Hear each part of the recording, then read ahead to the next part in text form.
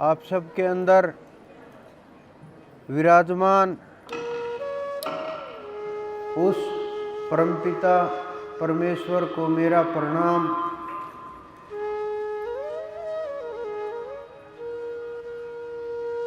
आप उस परमपिता के लिए खोज के लिए कोशिश करते हैं, लेकिन जो संस्कार पड़े हुए हैं चित्त के अंदर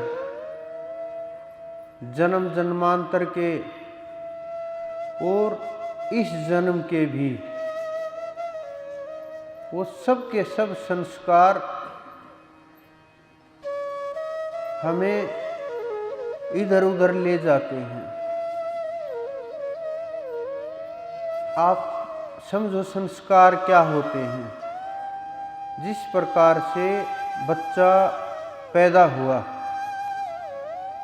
उसको किसी ने ये नहीं बताया कि तुम्हें दूध पीना है, कैसे पीना है, क्यों पीना है।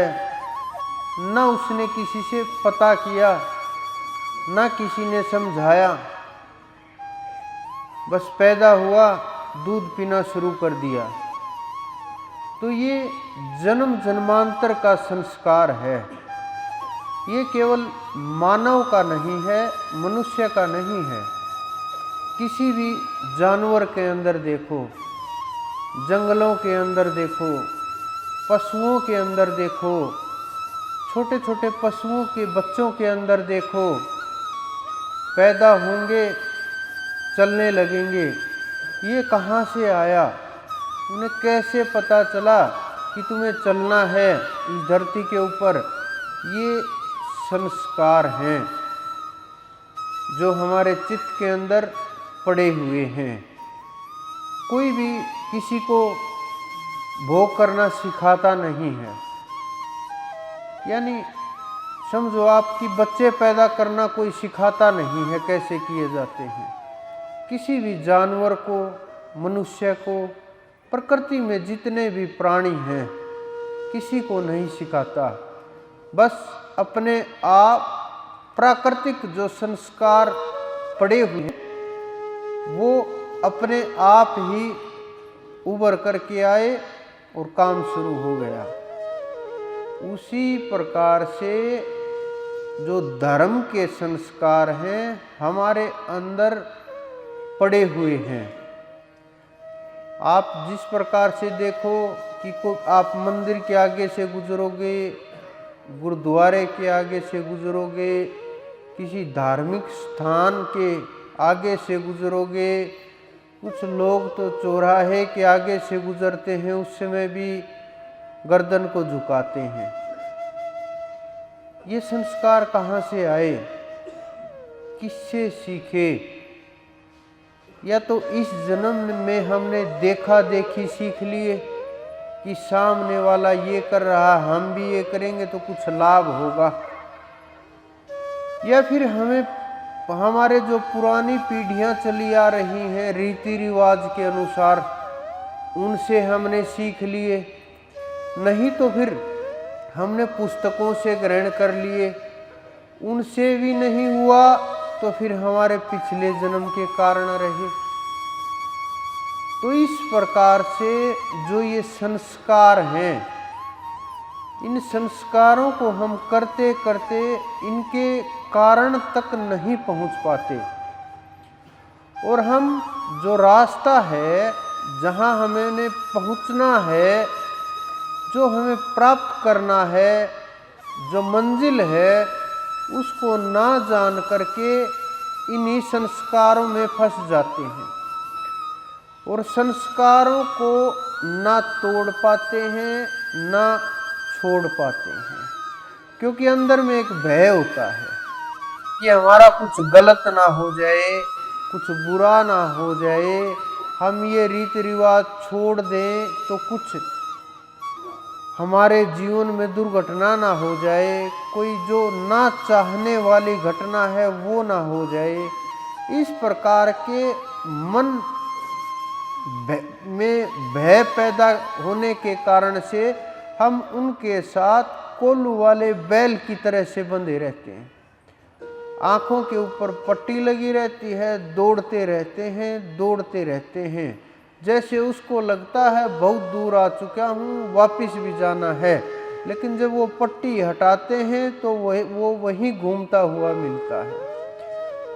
उसी प्रकार आप इन संस्कारों के अंदर फंसे हुए भी ये समझते हो हमने तो परमात्मा की बहुत ज़्यादा भक्ति कर ली है और हम तो बहुत बड़े भक्त हो चुके हैं और अब तो परमात्मा के बिल्कुल नज़दीक ही जाने वाले हैं, आसपास पहुंच गए हैं। और ये सोच करके हम धीरे धीरे और ज़्यादा संस्कारों को मजबूत करने लगते हैं। लेकिन ये भक्ति नहीं है, ये रास्ता भी नहीं है परमात्मा का। परमात्मा का भक्ति का मार्ग ही अलग है। लेकिन हुआ क्या, हम इन संस्कारों के मंदिरों के आगे हाथ जोड़ते जोड़ते हम ग्रंथों के आगे भी हाथ जोड़ने लगे। संस्कार पड़ गया ना, हम पुस्तकों के आगे भी झुकने लगे, माथा टेकने लगे। कहाँ से आई ये चीजें? ये संस्कार बन गया। भय के कारण से या कुछ हजारों लोग जहाँ झुक रहे हैं हम वहाँ बिना सोचे ही झुकने लगे। ये कहाँ से आई चीजें? ये संस्कार बन गए कि हमें कुछ अच्छा मिलेगा, शारीरिक सुख मिलेगा, कुछ कष्ट कम होंगे, जीवन में संसार के अंदर जो हमारी परेशानियां हैं वो झुकने से कुछ कम होंगी। लेकिन हम ये भूल जाते हैं, कर्म प्रधान विश्व करी राखा, जो जस करई तस फल चाखा।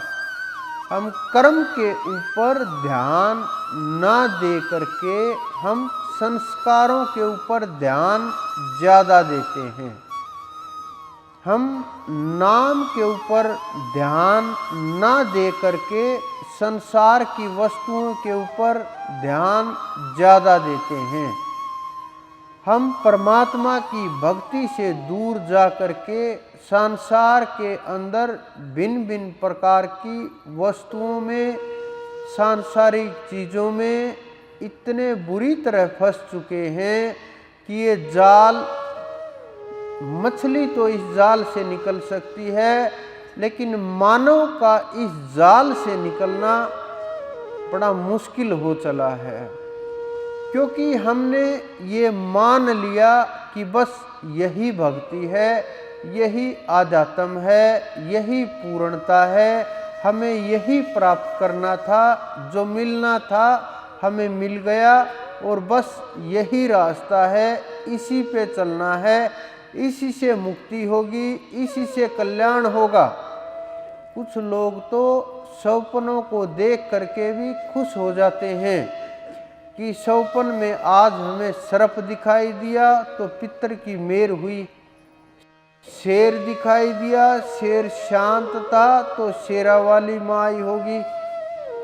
अपने आप ही कल्पनाओं के संसार में खो जाते हैं कि छोटे मोटा कोई प्रकाश दिखाई दिया, कुछ और दिखाई दे गया सौपन में, तो उसको भक्ति मान लेते हैं कि मैंने तो बड़ी भक्ति की, आज फल प्राप्त हुआ, कि आज हमें देवता दिखाई दिए और मुझे भक्ति का फल प्राप्त हो गया और मेरी तो भक्ति सफल हो गई। ये भक्ति की शुरुआत भी नहीं है, ये भ्रम है आपकी दृष्टि का, जो आप मान करके बैठ जाते हो और भ्रमित हो जाते हो। भक्ति का जो रास्ता है वो ये मार्ग नहीं है। भक्ति का मार्ग आपके अंदर से होकर के गुजरेगा, वो मंदिर से होकर के नहीं गुजरेगा, अंदर से होकर के गुजरेगा। रविदास जी ने तो बिल्कुल आमने सामने बोल दिया, साफ साफ लिख दिया कि वो ये राम नहीं है, दशरथ का पुत्र राम नहीं है। साफ साफ बोल दिया। कि वो कल्याणकारक नहीं है, लेकिन जो आपके हृदय में राम बसते हैं, जो आपके अंदर में राम बसते हैं, वो आपका कल्याण भी कर सकते हैं, आपको जीवन मुक्त भी कर सकते हैं। आप उन्हीं से सब कुछ पा सकते हो, खोज सकते हो, और मोक्ष का भी रास्ता वही है, आपकी पूर्णता का भी मार्ग वही है, प्राप्ति का भी मार्ग वही है। लेकिन हम उस मार्ग को ना समझ करके इधर उधर भ्रमित हो करके, और हम ये समझते हैं कि हमारा भाव परमात्मा की तरफ मजबूत हो गया,